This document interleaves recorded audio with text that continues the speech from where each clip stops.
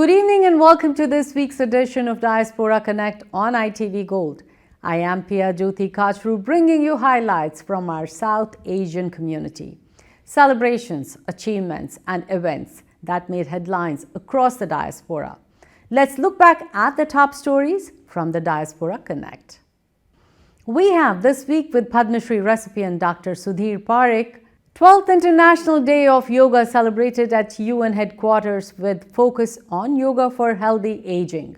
India's culinary heritage takes center stage in New York at Taste and Spirit of India. Mayor Laura Fromer recognizes Acharya Lokesh Muni's We Support Peace campaign. Crossing to Talikota captivates audiences at 21st South Asian Theatre Festival. Arista Care at Embassy Manor celebrates Father's Day with musical program. Stay with us on Diaspora Connect in detail right after this short break. Padma Shri recipient Dr. Sudhir Parekh, chairman of Parekh Worldwide Media and ITV Gold, shared his insights on current global events. Take a look. And now time for weekly show with a passionate India lover. Chairman of ITV Gold and Parekh Worldwide Media. Get ready for loving sharing from physician, philanthropist, publisher and India advocate in this week. Namaskar and welcome to This Week with Padma Shri recipient Dr. Sudhir Parekh on ITV Gold. Namaskar, Doctor. Namaskar all ITV viewers. So, Doctor, let's start straight away with this G7 summit, which is taking place right now in France, which is from 15 June through 17th of June. So, I want to know from you, what are the priorities of the summit? Well, this summit is meant for economic tie to these seven powerful countries in the world. Mm-hmm. And this is the most industrialist country of the seven countries. They got together and mainly their main goal is to how to increase, how to improve the economy and how to do the business with each other. And that's whole goal is. It is not political gathering or it's not any other gathering, and then it's only meant for seven countries.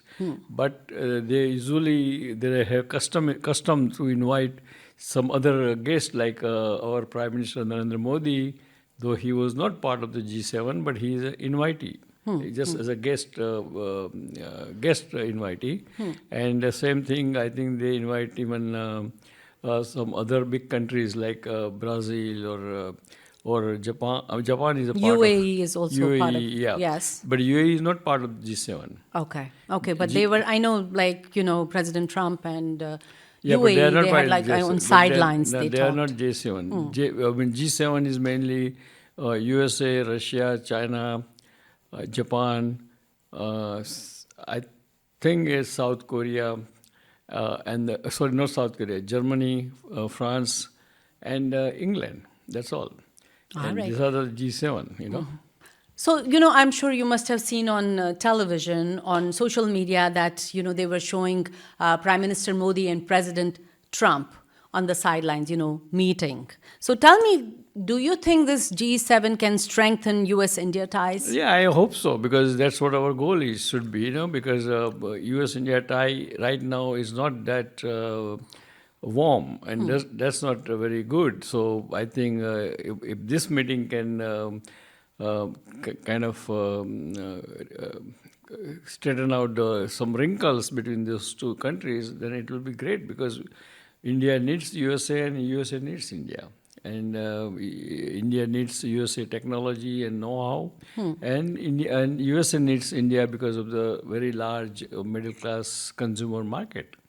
So I think I'm glad that they are meeting, and then hopefully our relationship will be just like before. So, finally, US-Iran peace deal got signed. So my question to you is it like a compromise or win-win situation for both? No, I think it's a compromise, but it has to be compromise, otherwise it won't happen. But both will say it's win-win situation, and that's why it is compromise. That's why they are not still giving out the points of the deal in public. So they are hiding. I mean, they are still keeping it as a secret.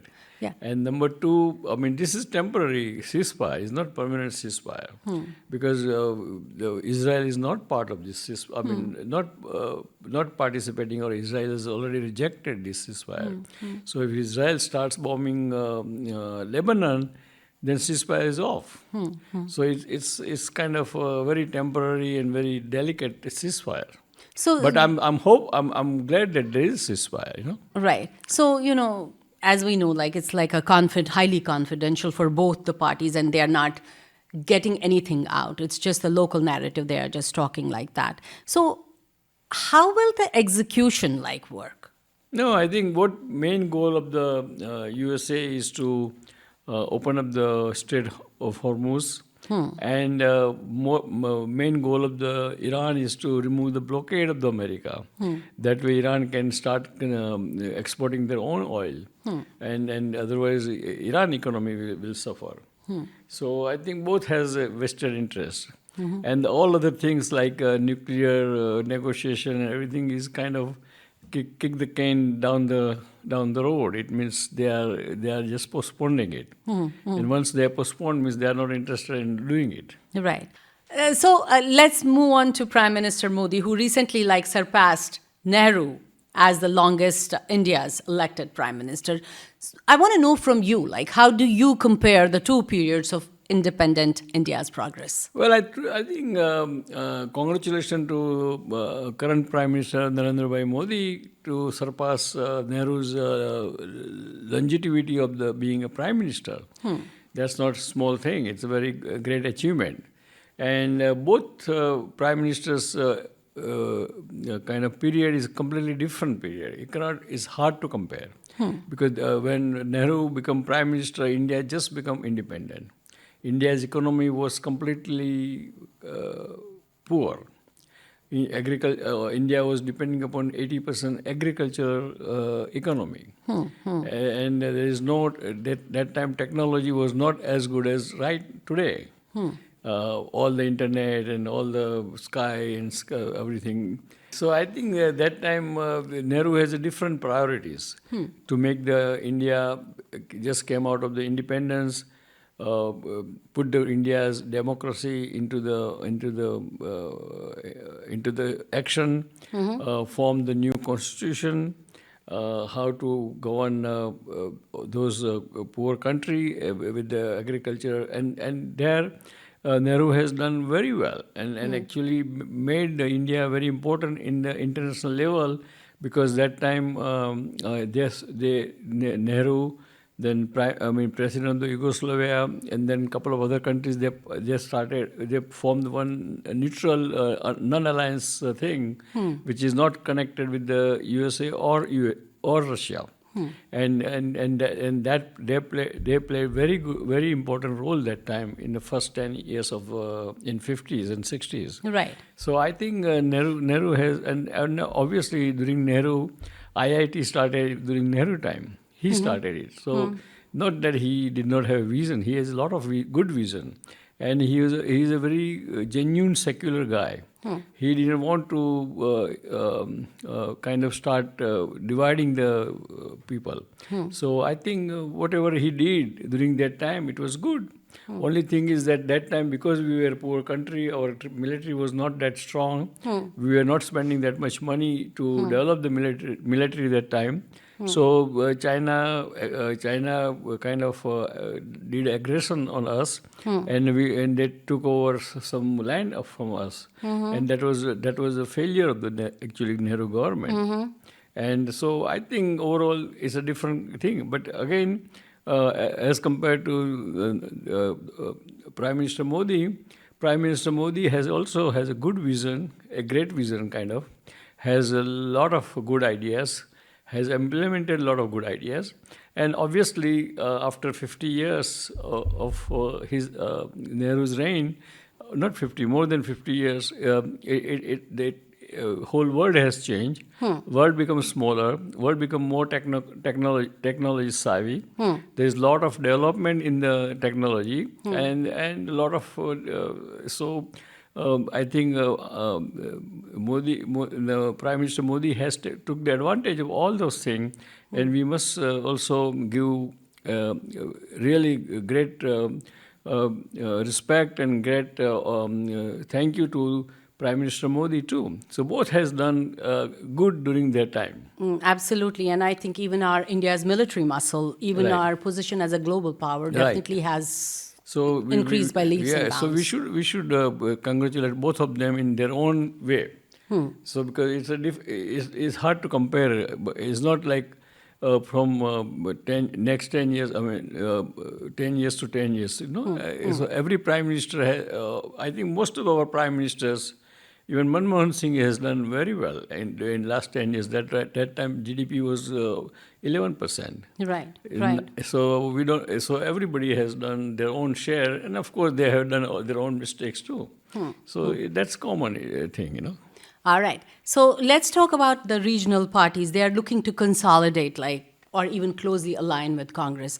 So, in your opinion, is India moving to a two-party system like here in US? Well, I think probably it's a desirable because see most of the parties right now, the regional parties are caste based. And caste based or mainly the caste based. So that is not good idea because then they all are voting without thinking. I mean voters, because they say, okay, we believe into Yadavs, or we are tribal, so we vote the tribal. We are Dalit, so we vote Dalit. That's our electoral map right now. So it should not be like that. And we should vote according to the performance of the government. Right. Or what's happening on the ground. So I think if it happens to kind of at the end of the day two-party politics like USA, I think it's a good and well. But do you see key senior leaders like Akhilesh Yadav or even Mamta and others rallying behind this Rahul Gandhi's leadership? Probably they will. They will figure it out some kind of formation, because see they all are kind of worried about their existence. So once they worry about their existence, they are open for everything. So let's see. It will be interesting. What happens. Right. So my last question to you is about the stock market, which is right now at an all-time high. So do we have strong fundamentals to support that? I think our economy fundamentally is very strong. But again, it's kind of now is overstretching it. Okay. So a lot of real experts, those who spend time 50 plus years in the stock market, they all are giving warning signals that don't fall for because 40% of the stock market is made up of only 10 stocks, and that is very dangerous because it has too much concentration of the sector. So it can fall apart anytime. Right. And a lot of common people can hurt. Because most of the people now, because market is going up, so everybody is investing in the stock. Right. And there almost 80 to 190% of the money is in the stock. And we have seen, because I'm in the stock market since 1982, almost 40 years. Right. More than 40 years. And I have seen 87 crash, I have seen 2000 crash, I have seen 2007 crash.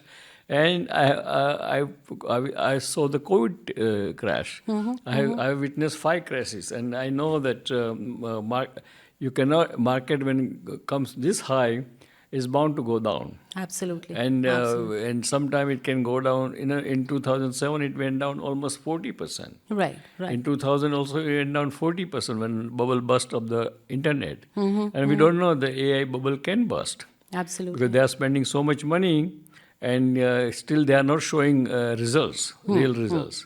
So we don't know what will happen next. Right. And see, wait and watch. So I think a good idea is to always trim down your profit and book the profit, always good idea, and put it in some kind of US Treasury or something, at least part of your money. Absolutely. And so before you give out this week's message, I want to remind all our viewers that you can follow Dr. Sudhir Parekh on Facebook at Dr. Parekh, which has 2 words. And you can also follow him on Twitter. The handle is SUDPARIKH. Please go ahead. Well, dear friends, really it's a good news that we have a ceasefire for next 2 months between USA and Iran. That will bring the oil prices down, that will open up the Strait of Hormuz, and they will remove the blockade of the USA, and all the oil will flow, as President Trump is saying, that oil will flow like water, and everybody will be happy, and the whole economy will bounce back. So let's hope so, and we wish we thank you both, President Trump and Iranian leaders, to come to some kind of good conclusion, and let's enjoy at least next 2 months. After that, we'll hope for best.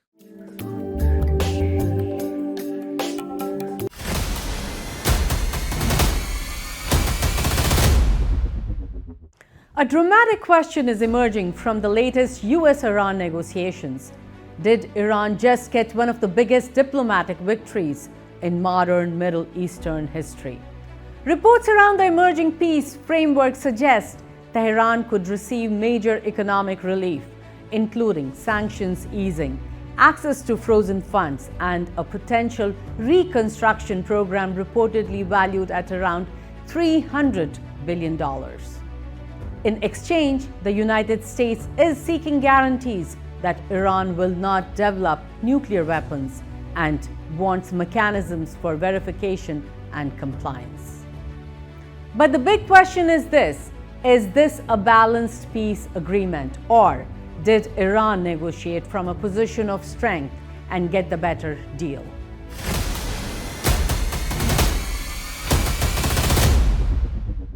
One of the biggest issues is the Strait of Hormuz, one of the world's most important energy shipping routes.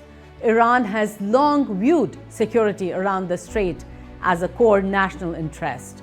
Any agreement involving reopening or managing access through Hormuz would be a major strategic issue, not just an economic one. For Iran, the benefits are clear. Sanction relief could revive off exports. Frozen assets could return to the economy. Foreign investment could flow back into infrastructure, and Tehran could claim that years of economic pressure did not force regime change. From Iran's perspective, this is a chance to rebuild its economy while preserving its sovereignty.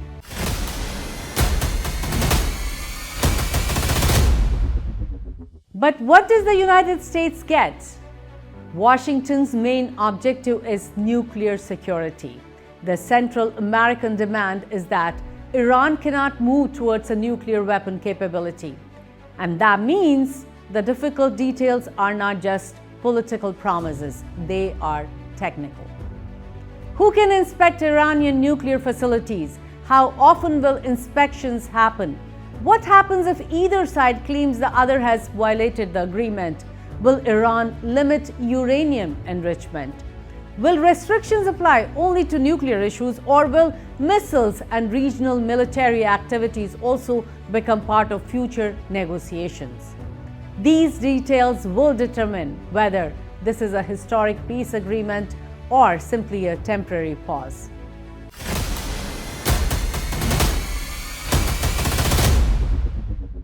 There's also a political question surrounding President Donald Trump.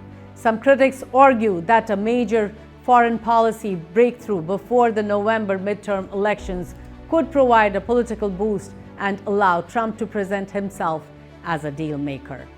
Supporters would argue that achieving peace is valuable regardless of political timing. The reality is that every major diplomatic agreement has political consequences. Leaders negotiate not only for national interest, but also within domestic political environments. The key question is whether the agreement survives after the headlines disappear.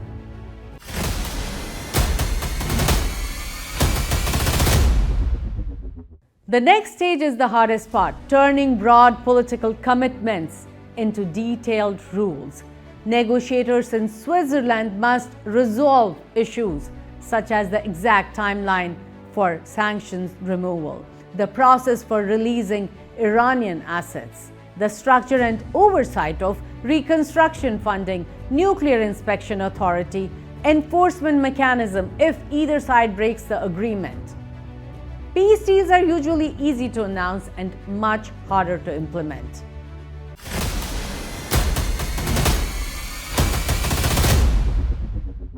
The mediator role, two countries that played an important behind-the-scenes roles are Pakistan and Qatar. Neither country is a direct party to the US-Iran conflict, which gives them diplomatic space. Qatar has long maintained channels with both Washington and Tehran. Pakistan has historical relationships with Iran while also maintaining close ties with the United States and Gulf countries. Their role has been to keep communication open, reduce misunderstandings, and help both sides stay at the negotiating table.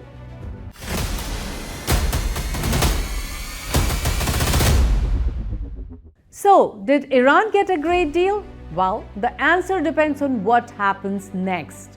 Iran appears to gain significant economic benefits, but it also faces nuclear restrictions and international monitoring. The United States gains a possible reduction in nuclear risk, but critics will question whether Washington gave away too much. Ultimately, the success of this agreement will not be measured by the signing ceremony. It will be measured by one thing: can both sides actually deliver what they promised? Because in international politics, the hardest part is not making peace, but the hardest part is keeping it.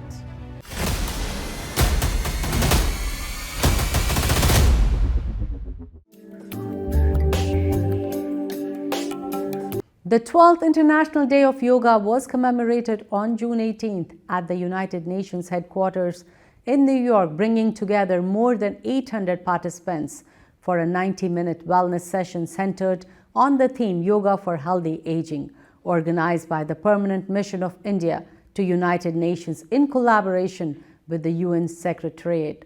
The event highlighted yoga's role in promoting physical mobility, mental well-being, independence, and quality of life for people of all ages. My name is Mariana. My name is Angelina. We come Indonesia. Happy Yoga! Happy Yoga Day. Lines to celebrate World Yoga Day 2026. Happy World Yoga Day, everyone! Woo!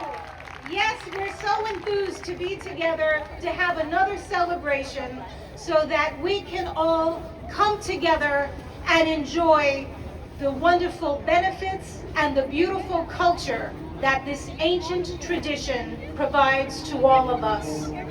My name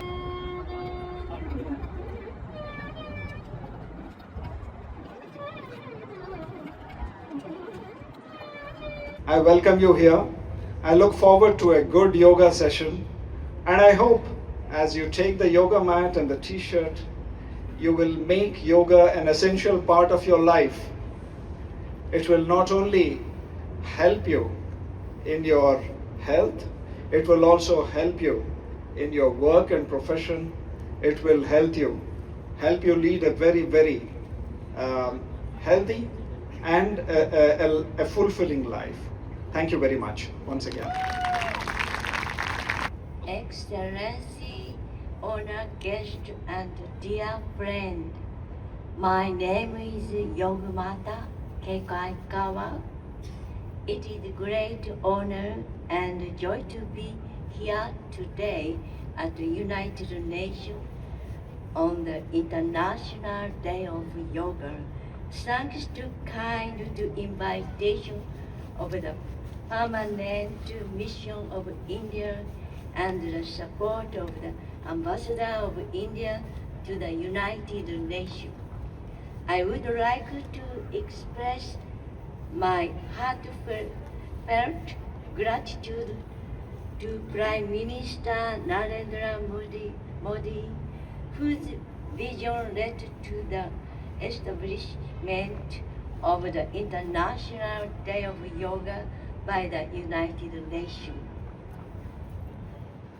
This day is a precious opportunity to people around the world to remember, appreciate, and practice the ancient wisdom of yoga. Are you ready to do some yoga together? Good, wonderful. You know, International Day of Yoga is a good reminder for ourselves to pay a little bit more attention to our overall well-being. So body, mind, and the self.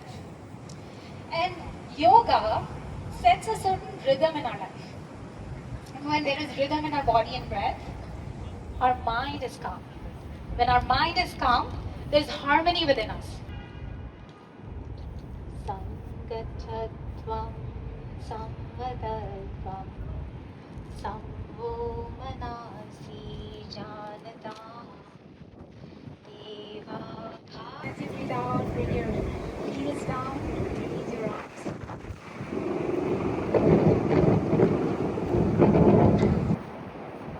Bring your palms together, fingers pointing the sky.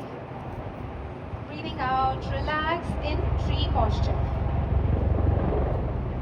Vrikshasana. Forward from your waist. Make sure your back is straight and your biceps are close to your ears. And gently, you may go all the way down. If you wish, you can.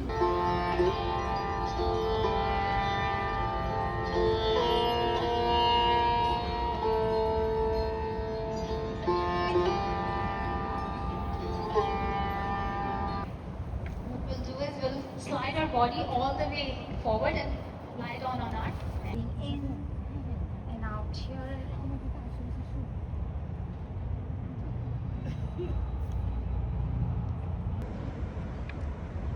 Now with the next breath out, we are going to make a sound like a humming sound of this precious knowledge. Hi, I'm Melissa. I came to the International Day of Yoga here at the UN because I practiced yoga for a long time, and I'm happy to be here practicing with the community. And Kirpaji, who has been spreading the news all over the world. Wish all the best. God bless India. God bless America. And please join all youth and learn the yoga meditation each and every day, 5 minutes just today. Thank you so much. Namaste, my name is Nidhi Pandya. I'm a yoga teacher in New Jersey and New York area. Welcome to the International Yoga Day at UN here. You see the beautiful crowd and beautiful day. We are going to do this 12th International Yoga Day at United Nations here in New York City. Hi, my name is Angelina and I'm from Indonesia. I founded a yoga community called Jiwa, which means soul in Bahasa Indonesia. I'm so excited to be here to celebrate yoga.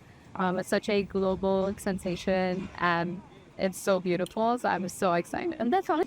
मैं मिलन फारिक अहमदाबाद से जहाँ से हमारे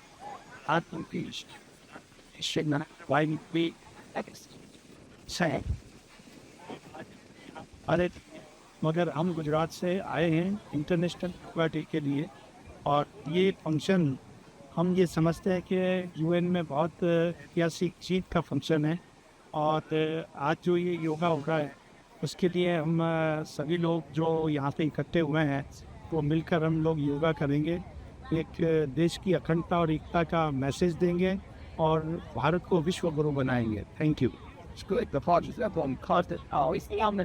Myself, Pramod Bhagat, living in United States for last 30 years. President World Peace and Health Foundations, working for the health and peace related work for many verticals, where we help the humanity. That is our prime role as a Indians, as a Sanatani Hindu. Vasudev Kutumbakam is our mantra. And today, we are very delighted, as usual, from 1st to 12th, every program I was there. Today again, and at 12th, International Yoga Day, we are here to see the live our program, and it's a really amazing thing. As a proud Indian, you want the great, yoga culture and yoga legacy is given by our Rishi Munis for thousands of years back. That's what we are just trying to be convey and trying to be give it to the whole world. That way, in this disturbing, stressful world life, at least people can move toward the peace, and that is a whole the concepts of Yoga International Day. My name is Rajendra Prasad. I'm representing Indo-American Festival, which is the Sara organization we do in Lake Papiani Park every year.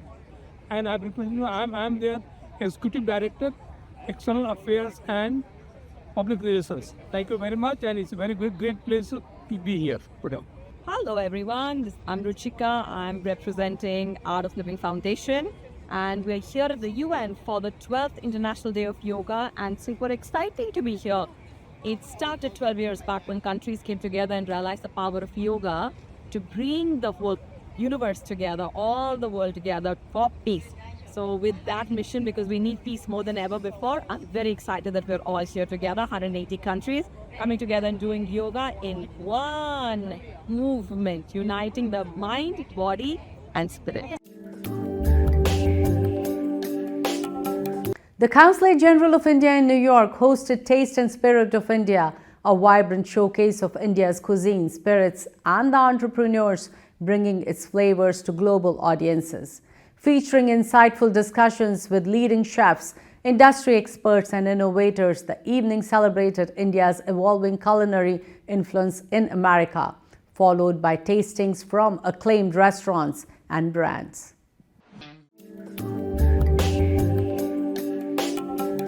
Jain spiritual leader and World Peace Ambassador Acharya Lokesh Muniji was honored by Egg Harbor Township Mayor Laura Fromer with a civic proclamation recognizing his contributions to global peace, interfaith harmony, and human values. Take a look. Kara Lokesh Muni has dedicated his life to advancing the timeless principles of peace, nonviolence, compassion, spiritual wisdom, and universal brotherhood. And whereas through his leadership, teachings, humanitarian efforts, he has inspired individuals and communities across the world to embrace dialogue, understanding, ethical living, and respect for all life. And whereas he has served as a distinguished ambassador of interfaith harmony, fostering cooperation among diverse religious, cultural, and civic communities, while promoting the values of tolerance and mutual respect. And whereas his commitment to the principles of nonviolence has contributed to global conversations on peace building, conflict resolution, environmental stewardship, and human dignity. Honorable Mayor, I am honored to be here today. I come from India. I believe in the concept of Vasudhaiva Kutumbakam. The world is one family guided by this vision. I pray Sarve Bhavantu Sukhina, Sarve Santu Niramaya. May all be happy, healthy, and prosperous. I firmly believe that war and violence cannot solve any problem. Violence leads to counter-violence. Wars bring suffering, inflation, unemployment, and humanitarian crisis. They are a curse for humanity and a threat to future generation. Every challenge can be resolved through dialogue. The 21st Annual South Asian Theatre Festival concluded this weekend at CoLab Arts in New Brunswick, bringing together theatre artists and audiences from across the South Asian diaspora. One of the festival highlights was Crossing to Talikota, the US premiere of the final play by renowned playwright Girish Karnad. Directed by Anand Rao and presented by ICS Theatre of New Jersey, the compelling production explored themes of power, faith, betrayal, and history through powerful performances and thought-provoking storytelling. Watch some highlights. To the south of the river, and we sit to the north. I see two problems, right? I see four. The four of us here. First, he is used to dictating the terms. If we state ours first, he will see it as an affront. He will simply refuse to negotiate. And then secondly, he will think we are only trying to cut him off from his beloved Kalyana. He will rear up at the mere suggestion of it. That is true. Leave it to me. I'll tackle him. I think he'll listen to me. Listen to you. May God grant the brute the wisdom to do so.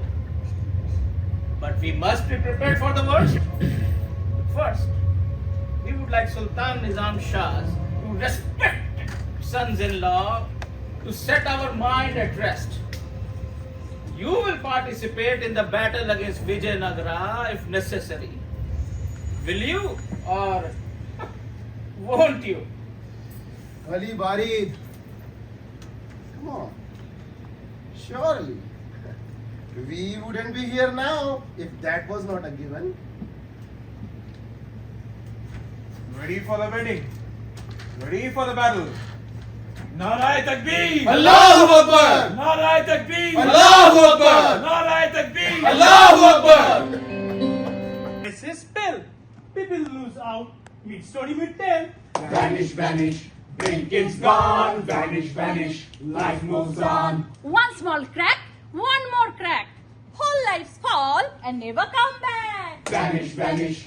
Blink, it's gone. Vanish, vanish. Life moves on. We laugh, we clap, we miss the clue. World goes poof. What do? Vanish, vanish.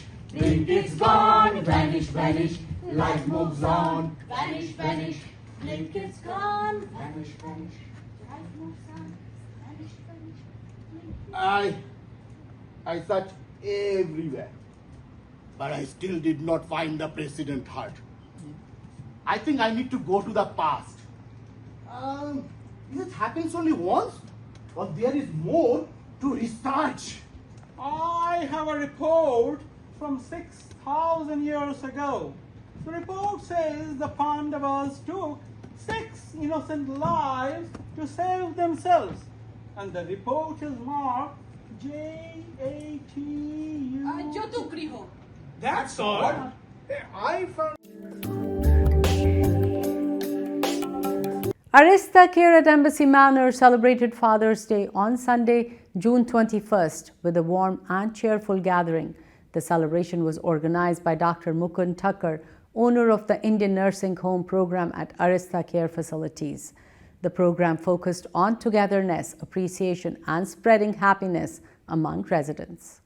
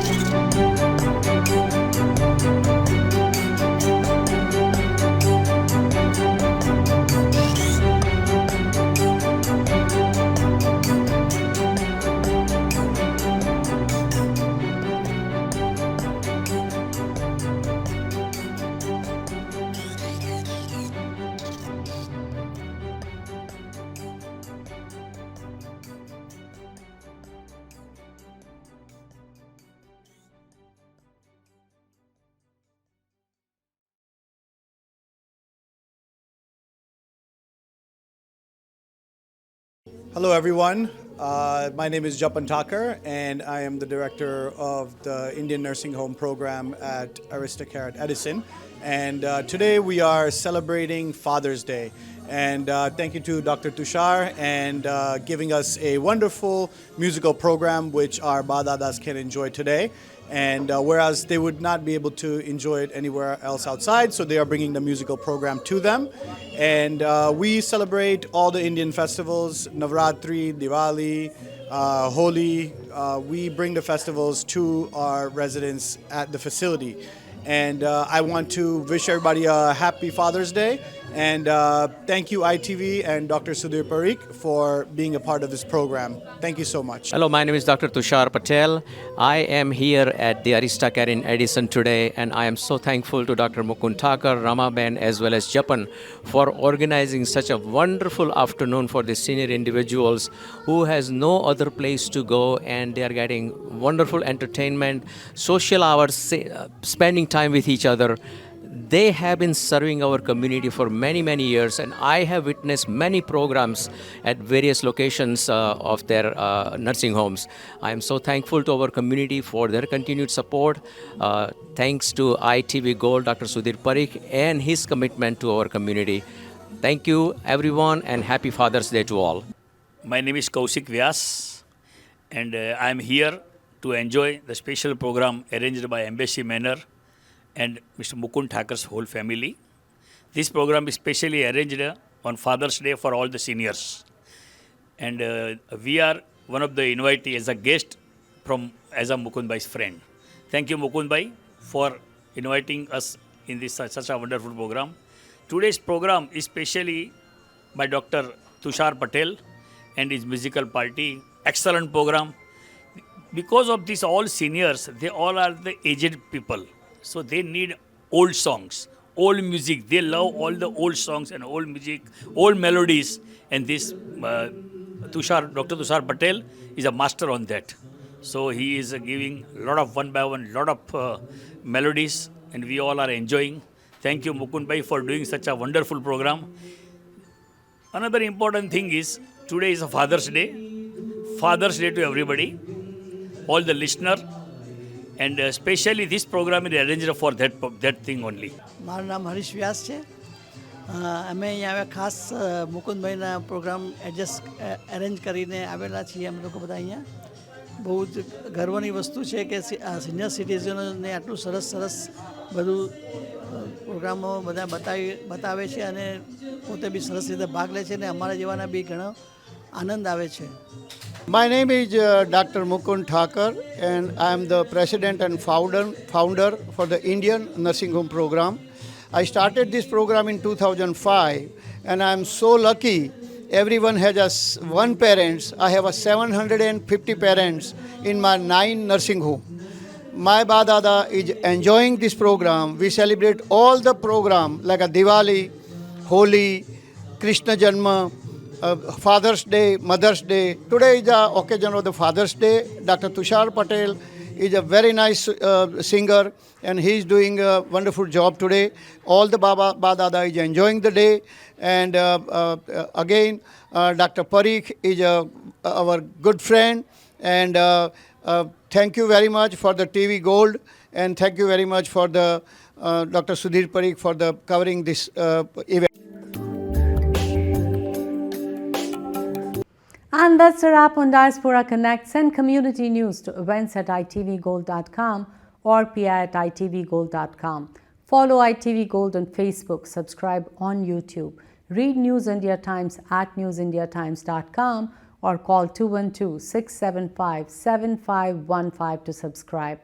This is Pia Jyoti Kachru signing off.